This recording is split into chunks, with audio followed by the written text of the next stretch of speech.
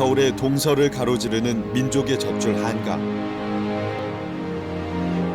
변함없는 모습으로 유유히 흐르며 5천년 한민족의 역사를 함께해온 한강이 내려다보이는 이곳에선 아직도 끝나지 않은 전쟁의 아픔이 이어지고 있다. 건너서 여기 있는 노량진 그 사육식 묘지, 여기 현충원, 여 한강 옆에서 딱 나온 거잖아. 아직까지도 가족의 품으로 돌아가지 못한 유해를 발굴하기 위한 본격적인 수색이 시작되고 땅 밑에서 불현듯 고개를 내미는 잊고 있던 우리의 아픈 과거. 바위 가득 선명하게 남아있는 총탄 자국들은 이곳이 처절한 격전의 현장이었음을 짐작케 한다. 여기 이런 거 거의 총탄 자국인데 이건 거의 총탄 자국. 제가 보기에는 몇백 구 정도는 여기에 매장돼 있다 이렇게 봐야 될 겁니다. 마음속에서는 정말로 그 뻘이라도 다 긁어내고 찾고 싶은 심정이 가득하죠. 전국에서 발굴된 6.25 전쟁 전사자 유해가 모두 모이는 곳.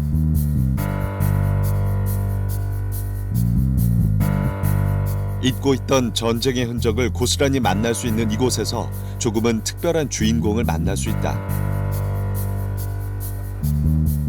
2011년도에 노량진 한강 근처에 있는 사육심묘에서 발굴된 유해입니다. 형체를 알아보기 힘든 이 조각들은 드물게 서울시내 한복판, 한강이 내려다보이는 바로 그곳에서 발굴된 6.25 전쟁 전사자의 유해다.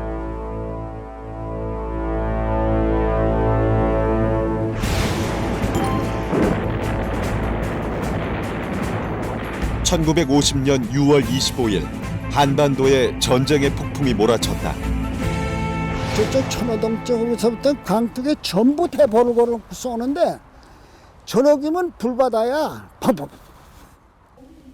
고도 뭐 그때는 뭐 200피트 뭐 어떨 때는 막 50m 저까지 내려가서 손으로 폭탄 떨어뜨렸으니까요.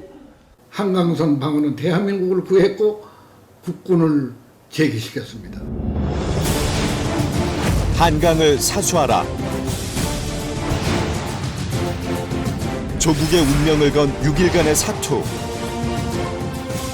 65년 전 여름 한강에선 대체 무슨 일이 있었던 것일까?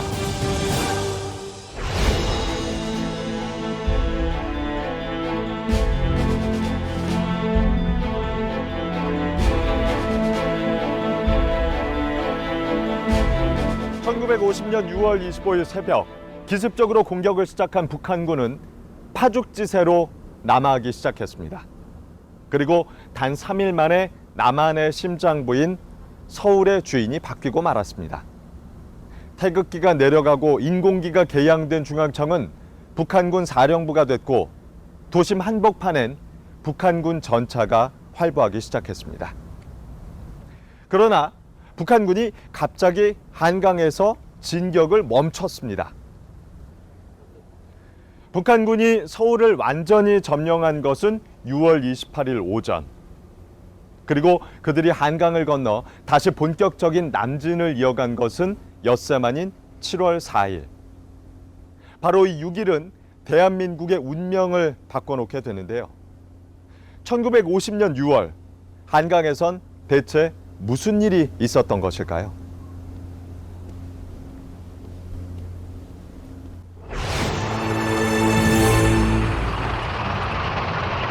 (1950년 6월 25일) 새벽 4시 북한군은 38선 전역에서 기습적으로 총공격을 시작했다. 그리고 사흘 만에 세상이 뒤바뀌었다. 6월 28일 서울은 해방됐습니다. 무서운 기세로 밀고 내려오는 소련제 전차의 무시무시한 위력 앞에 국군은 속수무책이었다. 전면 남침 3일 만에 수도 서울을 점령한 북한군의 기세는 하늘을 찌를 듯했다.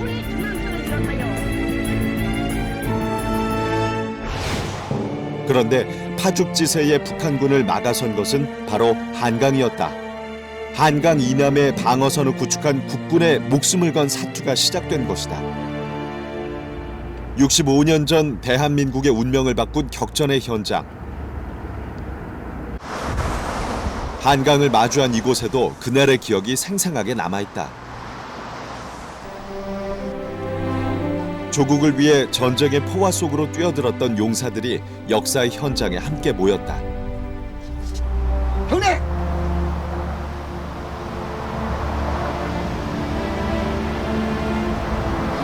배는 싫어. 우리도 이제 얼마 안 있으면 갈 테니까 그때 만나자. 북한군에 밀려 제대로 방어할 새도 없이 후퇴를 거듭하며 강 이남으로 퇴각한 이들은 한강을 중심으로 진지를 구축했다. 48년 군에 입대해가지고서 목에 걸고서 그냥 나 생명 다할 때까지 열심히 싸워한 거죠. 우리는 이제 짜고 이제 밤새보고 여기 와서 영등포구청부터 양화나루 돌출고지까지 방어벽을 만든 이들의 지상 과제는 강을 넘어 남하하는 북한군을 저지하는 것이었다. 건너오고 싸우고 전부 이게 서대를 배치하고 이 고지 뒤에 이게 서대가 배치된 거야. 거기서 배를 이용해가지고 두 차례에 걸쳐서 이게 중대와 이게 대대병력이 들어오는 걸 완전히 그냥 몰살시켜버리고 말아서 다 올라오지도 못하고 그냥 다 죽었어버려. 어느 날 밤인데 살랑살랑하는 소리가 나, 야밤에. 보니까 물이 이렇게 딱 하면은 아무리 어두워도 보인다고. 거기다 대고 그냥 집중 사격을 하는 거예요. 그냥 3일 동안을 여기서 하여간 그 탄창 다 써버렸어. 뭐 죽었는지도 모르지. 오면 그냥 사격해라 그러니까 그냥 칼빙이니까 칼빙 쏘고. 응?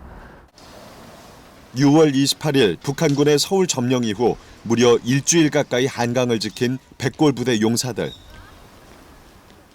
그 처절한 전투의 중심에 있었던 주인공을 찾아가 봤다.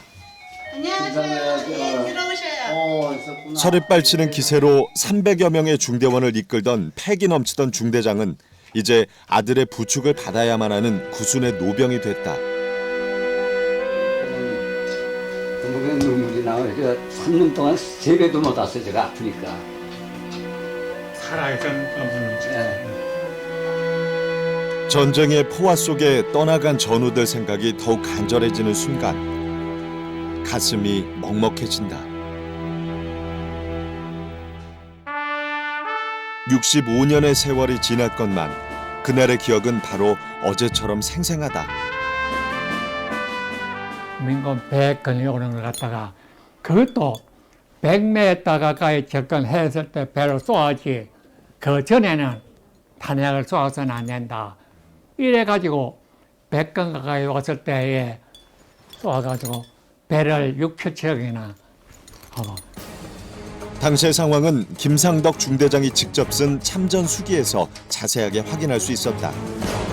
대원들은 곡괭이, 야전삽, 대검 등 이용할 수 있는 도구를 이용해서 호를 파기 시작했다. 눈앞까지 침투한 이 적에 대하여 수류탄 공격을 계속적으로 가했다. 강가에 상륙하지 못한 적병들은 강물 속으로 뛰어들었고 강가에 상륙했던 적병들은 부상을 당해 비명을 지르며 땅바닥에서 이리저리 굴러다녔다. 그래서 한 3,400명 가까이 내가 이끌고 한강에서 방어했는데 살아남은 사람이 100명입니다. 이거는 일을 해야 이길 수가 없습니다. 나는 생존하고 있는 이상 이 나라를 이겨야 이길 수가 없습니다. 1950년 6월 28일부터 7월 3일까지 한강 이남의 24km에 달하는 방어선을 구축하고 벌인 6일간의 처절한 사투.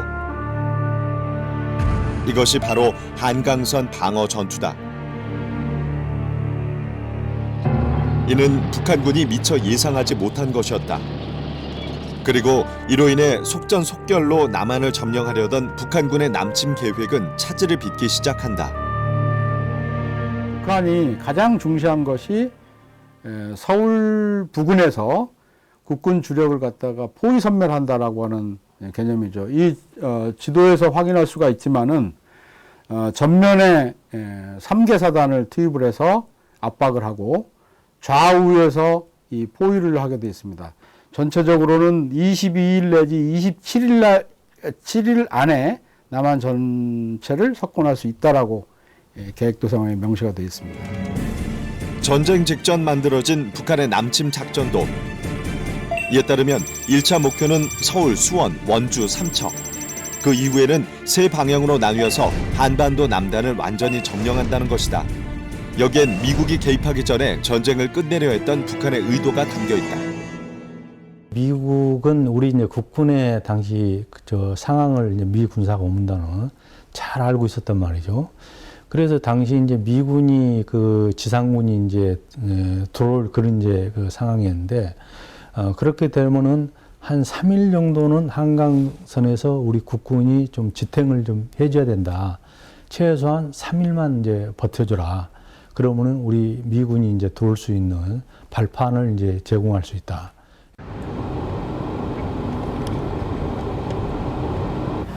이렇게 철저하고 치밀한 계획하에 남침을 강행한 북한군에 우리 군은 어떻게 맞섰던 것일까? 당시 한강에서 벌어졌던 전투에 관한 구체적인 기록을 찾기 위해 육군 기록 정보 관리단을 찾았다.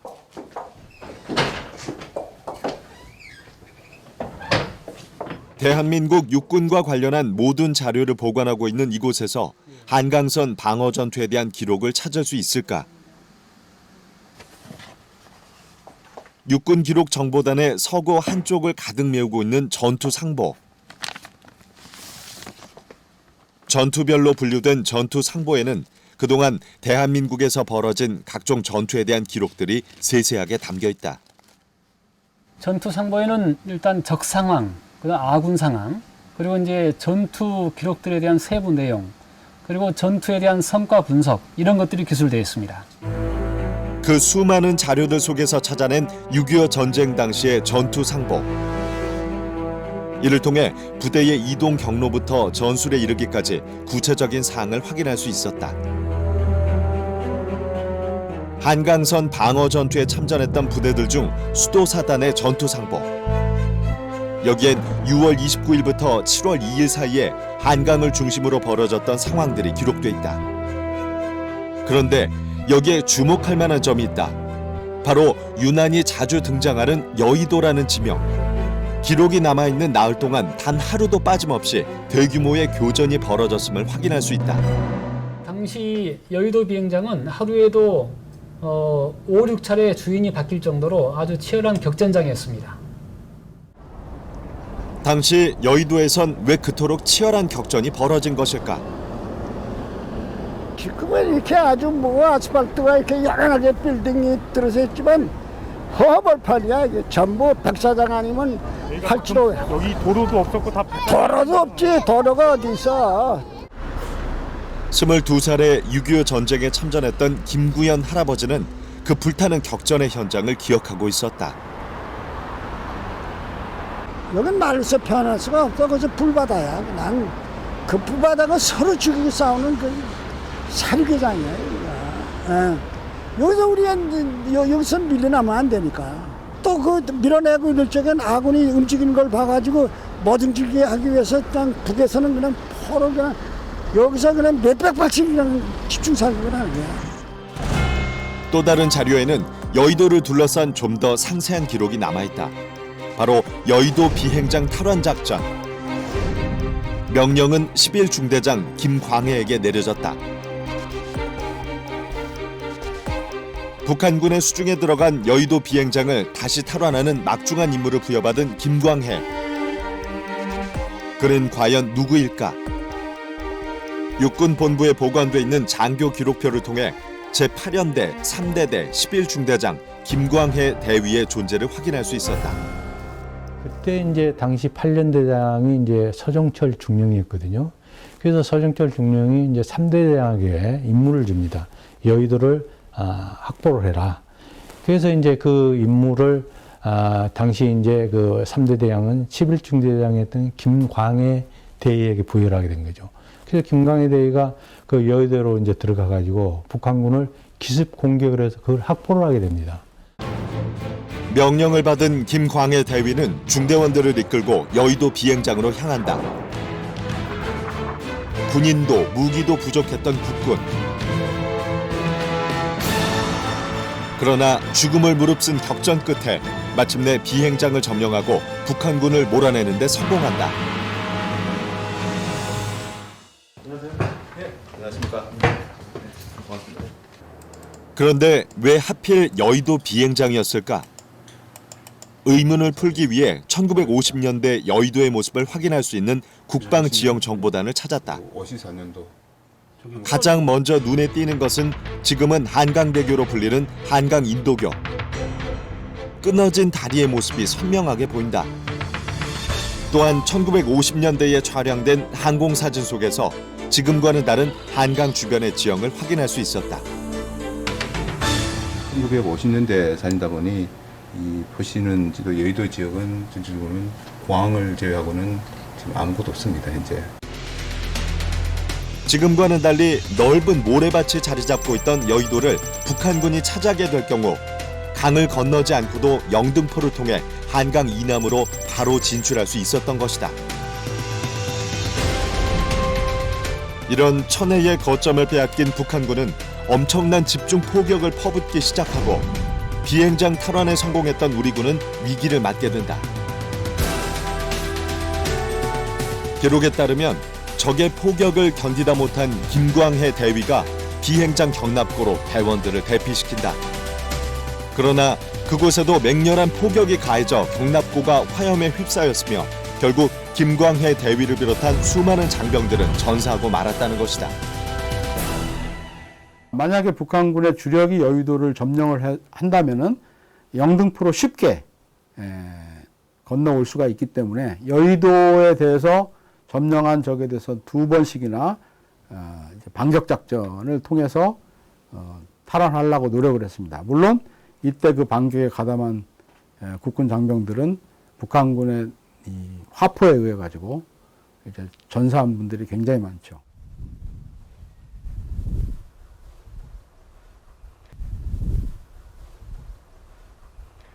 이곳 서울 현충원의 17묘역 한쪽에는 특히 조국의 하늘을 지키다 산화한 대한민국 공군이 모셔져 있습니다.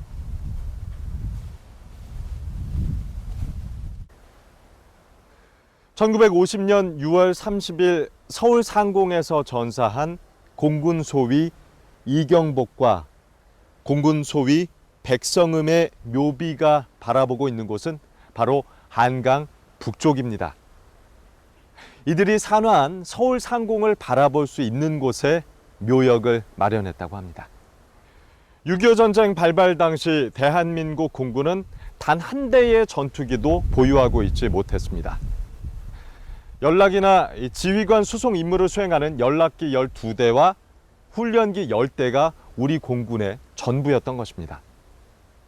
그러나 손을 놓고 있을 수는 없었습니다. 폭탄을 가슴에 안은 채 연락기에 올라탄 우리 공군은 서울 상공을 향해 출격했습니다. 세계 항공전사의 유례가 없는 처절하고 결연한 전투작전이 시작된 것입니다. 갑작스러운 전쟁과 후퇴로 인해 우리 군은 사람도 부족했고 준비된 무기조차 없었다. 그럼에도 불구하고 전투는 계속됐고 침략군에 맞서 싸워야 했다. 참 오랜만이다. 65년 전 공군에 입대한 지 채 1년도 되지 않아 전쟁을 맞이하게 된 신관식 씨. 이 비행기는 그게 없기 때문에 이거를 프로펠러를 이렇게 돌려줘야 돼요. 이거를 확 돌려야 돼. 그래야 퐁 하고서 이제 시동이 걸린다고. 당시 우리 공군이 보유한 것은 전투 능력이 전혀 없는 연락기와 훈련기가 전부. 그것도 총 22대에 불과했다. 그에 반해 북한은 소련 측으로부터 지원받은 84대의 전투기를 비롯해 잘 훈련된 전투기 조종사들까지 우리와는 비교할 수 없는 공군력을 갖추고 있었다. 전쟁이 났는데 비행기가 있어야지. 이거밖에 없으니까. 그러나 전쟁의 화마에 휩싸인 조국의 상황을 그저 지켜만 보고 있을 수는 없었다. 필사적인 방법을 동원하기에 이른다. 그 당시에 한 7시 해가 넘어갈, 여름에는 날씨가 길으니까 해가 넘어갈 길인데 이경복 상사가 와가지고 저 미아리 쪽에 간다. 저 그쪽으로 의정부 쪽으로 폭탄 2개를 여기다 의자에다 놨다고. 의자에다 놓고 6월 26일 오후 연락기에 폭탄을 실은 채 여의도 비행장을 출발. 한 10분 정도 비행하다가 야 지금 저 아래 불이 나고 막 그 하는데 보이지? 거기다 떨어뜨린다 이거야. 서울로 진입하려는 북한군 전차를 향해 맨손으로 폭탄을 투하한다. 그마저도 아직 검증도 채 이루어지지 않았던 시험 제작 폭탄. 백척간두에선 조국을 지키고자 나선 목숨을 건 비행이었다. 그리고 한국전쟁 초기에 그 대한민국 공군에서 사용하고 있던 L4 항공기를 포함해서 모두 사용을 했던 그런 폭탄이 되겠습니다. 저 적군 탱크가 일렬로 쭉 오다가 비행기에 가면 서요. 서가지고 꼭 가면은 포가 저 한번 비행기를 보고 이렇게 오는 걸 보고 그리고 내려가면 팍 쏩니다. 고도 뭐 그때는 뭐 200피트 뭐 어떨 때는 막 50m 저음까지 내려가서 손으로 폭탄 떨어뜨렸으니까요. 한강의 수령님의 배하장 보고서고요. 노량진 상공에서 피탄 전사. 네, 두 분이 동일하게 노량진 상공에서 전사하신 겁니다. 노량진 상공에서 함께 전사한 이경복 백성음 1등 상사. 한강 방어선 인근의 정찰 임무를 맡았던 두 사람은 북한군의 집중 포격에 전사하고 만다. 당시 우리 공군에게 주어졌던 가장 중요한 임무는 바로 정찰. 전세가 유동적인 상황에서는 적의 움직임을 파악하는 것이 아주 중요하기 때문이다. 그때 명령이 적진을 파악하려면은 높이 뜨면 모르니까 저공으로 들어가서 정찰해라. 적어도 1000피트 이하를 내려가야 되지 않느냐. 이런 식으로 이제 명령을 줬는데 1000피트를 그러면 300m입니다. 고도가. 300m면은 저공으로 비행기가 들어오면은 대공 사격을 하면은 100m 이내에 들어오면요. 기관포가 3대만 가지고 쏘면은 집중 사격 받으면 떨어집니다.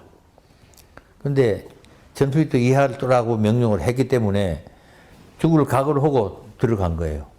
들어가서 정찰을 하다가 집중사격 맞고 그대로 떨어졌어요.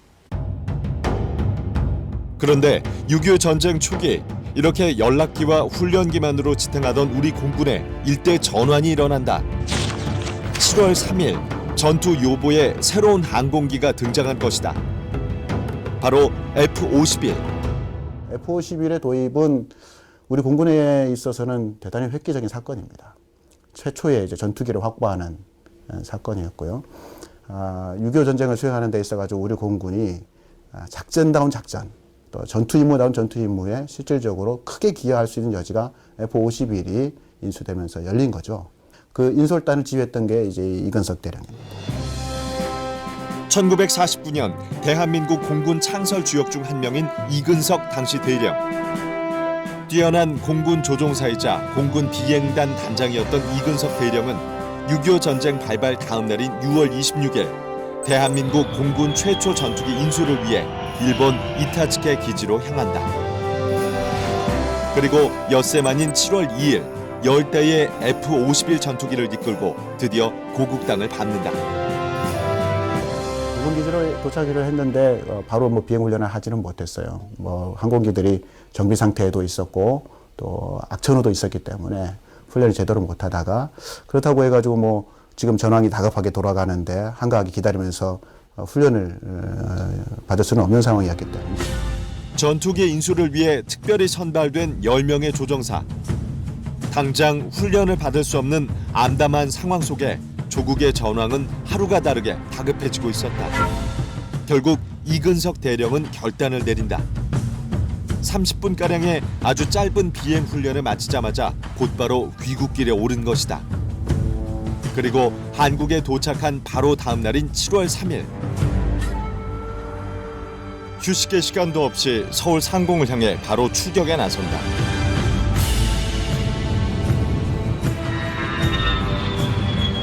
세 명의 다른 동료 조종사들을 이끌고 편대장으로서 전투에 나선 이근석 대령은 첫 출격에서 적군의 탱크와 트럭, 탄약 집적소 등을 파괴하고 적병을 사살하는 전과를 올린다.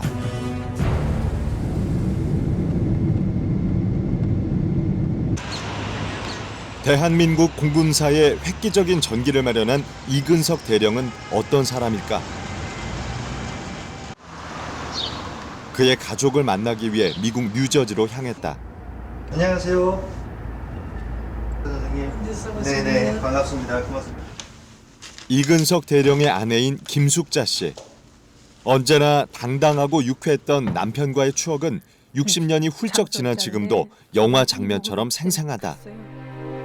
만난 지 2달 만에 약혼에 바로 결혼을 할 만큼 서로에게 완전히 반했던 두 사람. 그러나 영원할 줄 알았던 행복은 결혼 19개월 만에 시작된 전쟁으로 산산조각났다.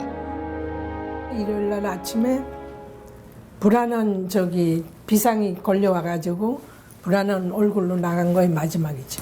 말할 겨를도 없이 차리고 군복 차림으로 나가고 그 다음에 아마 부관한테 가족을 부탁한 건가 봐요.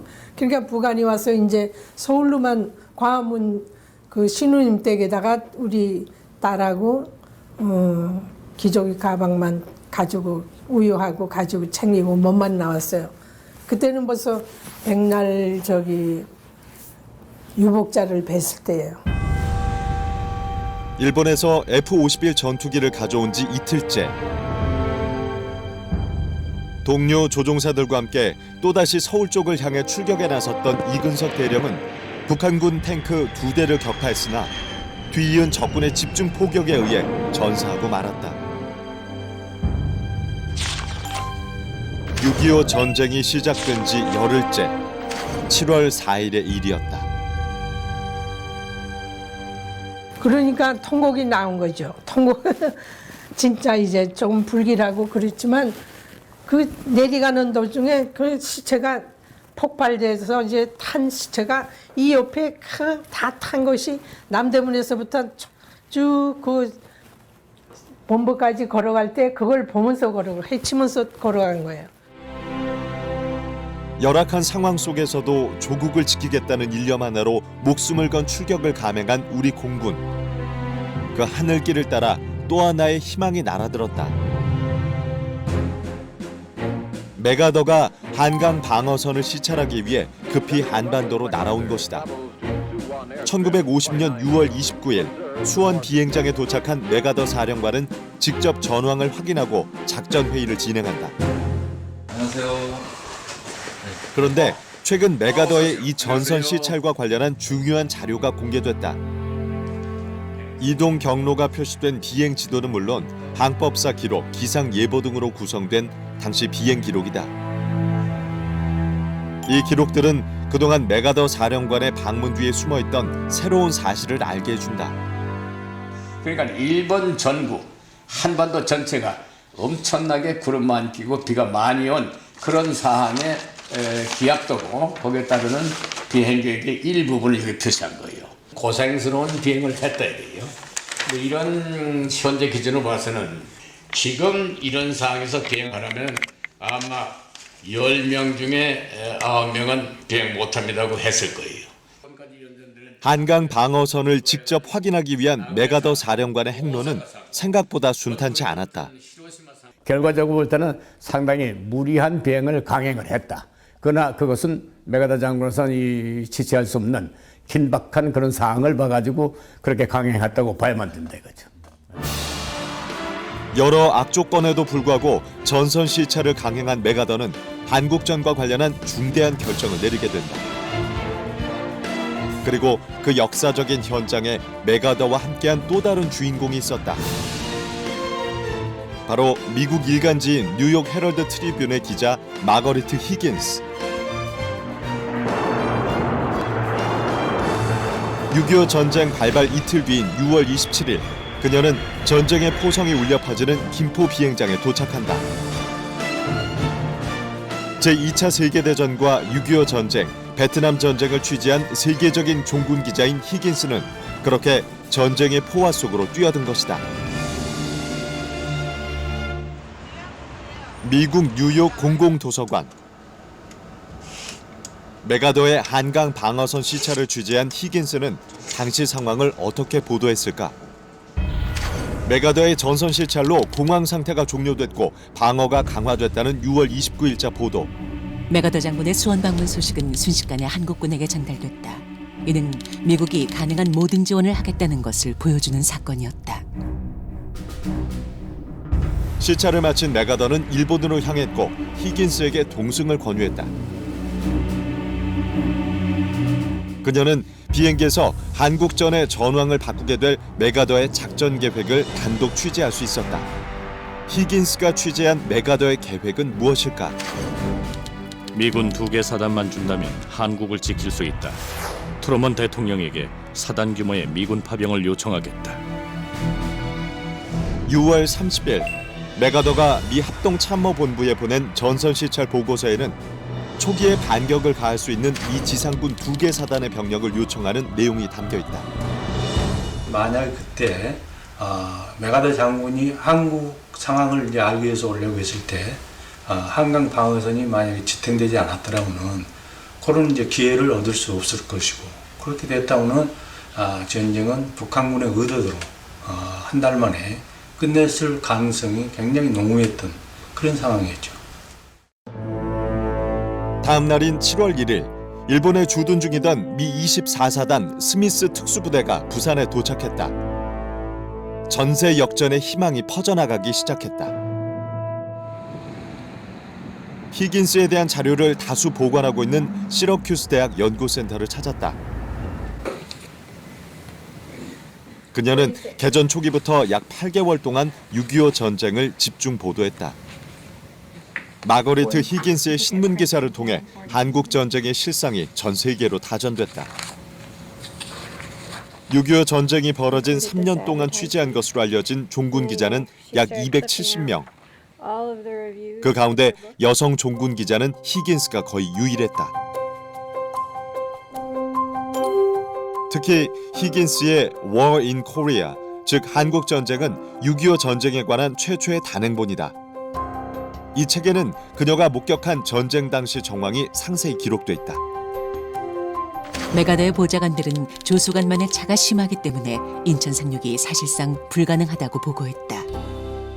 She was in correspondence with, so we get a window onto this period of time, not only from her perspective firsthand on the front lines, but also from these other international people and their institutions and their interests. So I think there's a lot of material there for historians to grapple with. 전투는 히긴스에 의해 생생하게 기록됐다. 드레스보다 군복이 더 잘 어울리는 여자. 화장품 대신 진흙을 바른 여자로 불린 종군 기자 히긴스. 그녀의 목숨을 건 취재기는 미국 종군 기자들 중에서도 특별한 주목을 받았다. 1951년 마거레트 히긴스는 인천 상륙작전 기사를 위시한 다수의 한국전 보도로 여성 최초로 퓰리처상을 수상하는 영광을 안는다. I think it's incredible. I think she really was instrumental for female journalists, war correspondents, to be able to be at the front line. And her Pulitzer, the first woman to win the Pulitzer Prize, demonstrates that incredible contribution that she made. And I think that she really opened the doors for a lot of people. 6.25 전쟁 당시 보병 장교로 참전했던 한 미군의 저서에는 눈길을 끄는 대목이 있습니다. 북한군에 포위된 미군 부대를 기습작전으로 구출한 국군에 관한 기록인데요. 흥미로운 건 이 국군 부대의 정체가 다름 아닌 기병대라는 사실입니다. 말을 타고 싸우는 이 기마부대는 한강 도하를 시도하는 북한군을 격퇴하는 데도 위력을 발휘하는데요. 대한민국 최초이자 최후의 기병대, 그 실체를 추적합니다.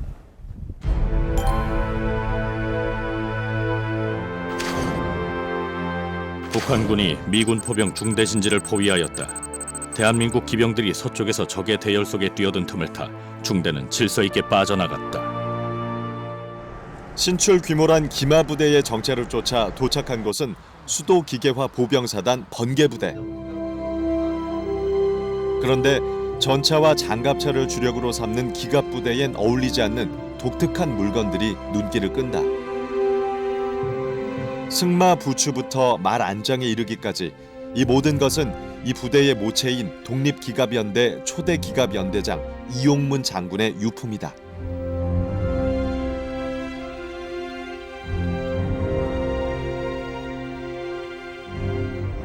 그리고 그 독립기갑연대에는 우리나라 최초이자 유일한 기병대가 존재했다. 실제 말을 타고 전투를 벌이는 기마부대다.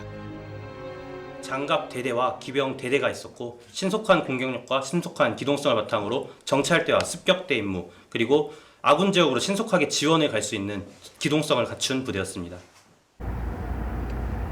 국방사 및 전쟁사를 연구 편찬하는 군사편찬연구소.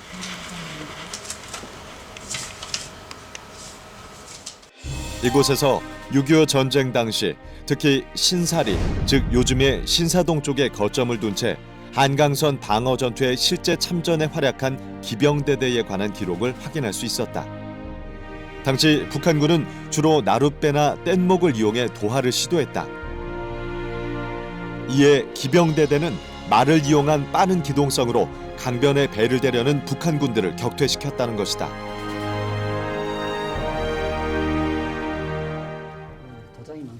국내 최초 기병대대의 수장을 찾기 위해 육군 기록 정보관리단을 찾았다. 당시 이제 가족들을 보호하기 위해서 그리고 발견한 이름 바로 장철부. 수소문 끝에 기병대대장 장철부의 조카를 만났다. 정성스레 보관해온 앨범. 네. 아마 여기는 친구들과 그 속에서 군복을 입은 채 말에 타고 있는 기병대대장 장철부의 모습을 확인할 수 있었다. 중국 최초의 현대식 군사학교인 황포군관학교 기병과를 다녔던 장철부는 자연스레 기병대대장이 됐다. 원래 본명은 김병자 원자 되세요. 그런데 이제 그 광복군 시절에 그 당시에 광복군들은 거의 다 가명을 썼다고 합니다. 왜 그러냐 하면 만일의 경우 생포되었을 때 가족을 보호하기 위해서 주로 중국 이름을 사용했다 그래요. 그래서 그 당시에 장철부라는 이름으로서 활동을 하신 게 나중에까지 이렇게 계속되신 겁니다. 아버님이 제일 오른쪽 사진이고요. 그 다음에 지금 장철부 중령이 가운데 사진이고요. 형제가 나란히 군인의 길을 간 장철부 형제. 동생인 김병형 소위가 직접 쓴 장철부 전기에는 6.25 전쟁 중에 전사한 대한민국 마지막 기병대장으로서의 장철부에 관한 수많은 기록들이 남아있다.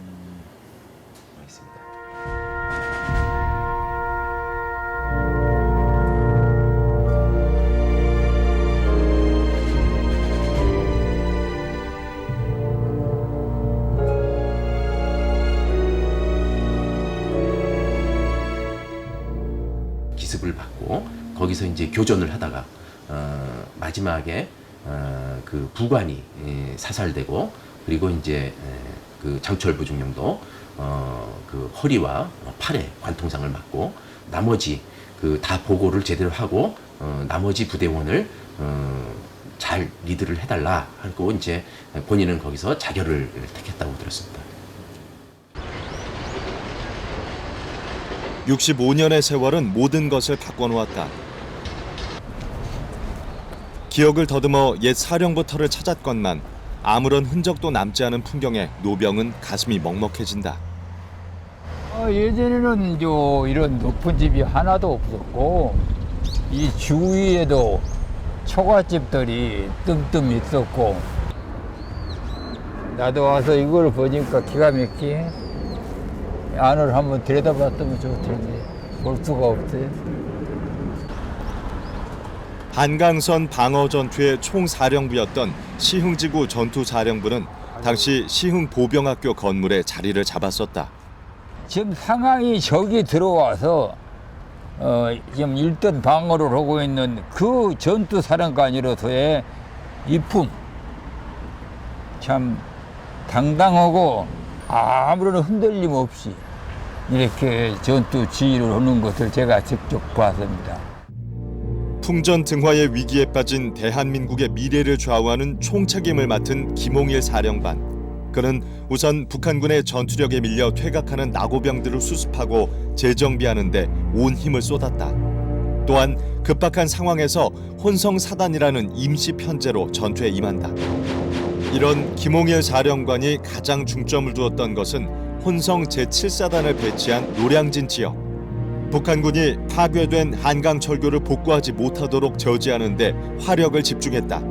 결국은 김홍일 사령관의 어떤 생각, 작전 판단이 맞아떨어졌던 거죠. 그걸 방치를 하고 한강 철교에 대한 어떤 대비책을 강구하지 않았다면 만약 6월 30일 날 적 전차가 그리 통과했다면 한강 방어는 그날로 끝나는 거예요. 그걸 복구를 하지 못하도록 계속 거기에 대해서 우리 국군이 방해 사격을 이제 했기 때문에 그게 북한군이 이제 7월 3일 날 그렇게 이제 전차를 투입할 수밖에 없는 그런 이제 상황을 만들었던 거죠. 뿐만 아니라 김홍일 사령관에 관한 기록에는 병사들의 사기를 무엇보다 중요시했던 그의 생각이 잘 나타나 있다.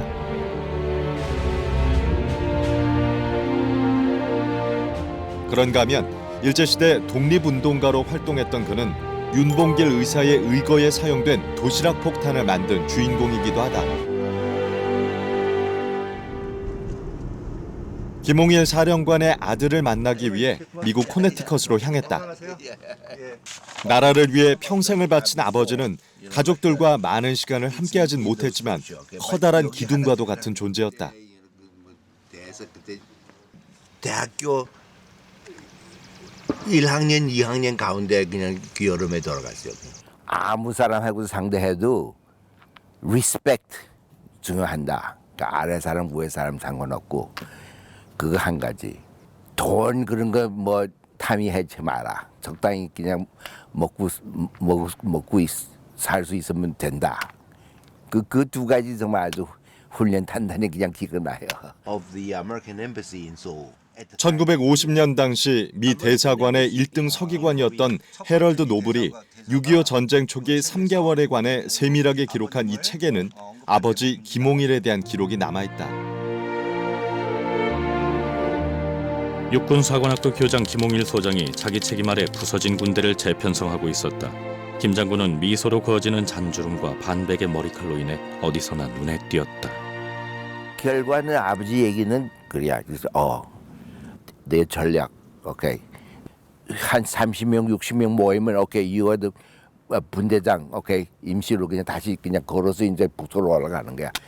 또 한강 다리 지키는 거. 아무래도 그 한강에서 그 탱크 스탑 해야지 살 수 있다. 김홍일 사령관을 중심으로 한 강력한 방어에 소련과 북한의 계획은 차질을 빚게 된다.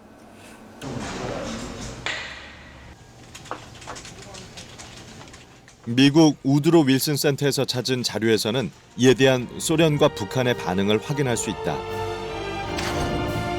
스탈린은 북한군이 서울에 머물러 있던 7월 1일 북한 주재 소련 대사 시티코프에게 다음과 같은 전문을 보내 답답함을 토로한다.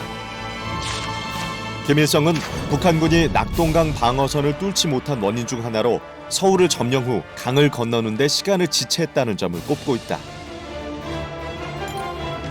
우리 군이 필사적으로 한강 방어선을 지켜내는 사이 유엔군 파견이 결정된다. 그리고 전쟁은 새로운 국면을 맞이하게 된다. 우리 온 국민의 생명이 달려있는 그러한 전투라는 그런 인식으로서 정말 진정한 호국 정신을 가지고 국민의 생명을 지킨다는 차원에서 자기 한 목숨을 버리겠다라고 하는 그런 각오가 있었던 셈이죠.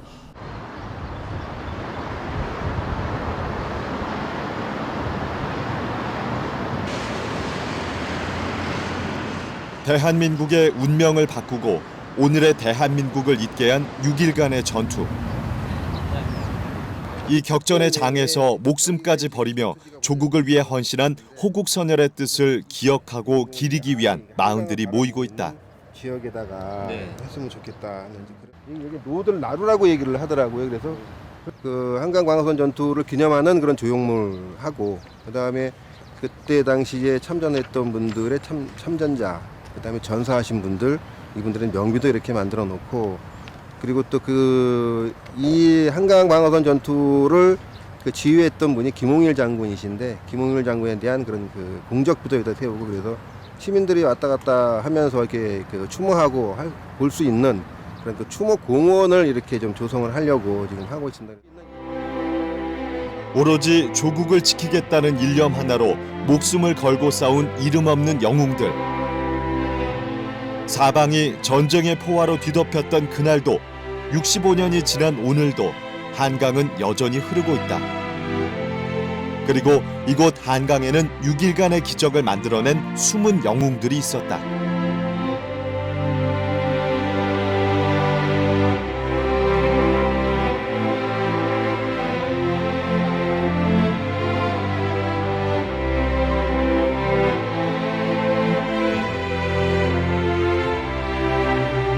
(1950년 6월부터 1953년 7월까지) 이 땅에서 있었던 무수히 많은 전투를 우리는 기억하고 있습니다. 하지만 한강에서의 전투는 많이 알려지지 않았습니다. 한강선 방어 전투는 오늘의 대한민국을 잇게 한 중요한 전투로 큰 의미를 담고 있습니다. 한강에서의 목숨을 건 방어로 북한군 주력 부대의 남진을 지연시켰으며 미 지상군과 유엔군이 참전할 수 있는 시간 또한 확보할 수 있었습니다. 또 이로 인해 한 달 안에 남한을 점령하겠다던 북한군의 작전 계획도 무너지게 됩니다. 전쟁의 양상을 바꾼 6일간의 전투. 그 뒤에는 오로지 조국을 지키겠다는 의지 하나로 사력을 다해 헌신한 수많은 장병들이 있었습니다. 6.25 전쟁 당시 이 땅에서 벌어진 수많은 전투, 그중에서 우리가 한강 전투를 다시 기억하고 돌아보는 이유가 바로 여기에 있습니다.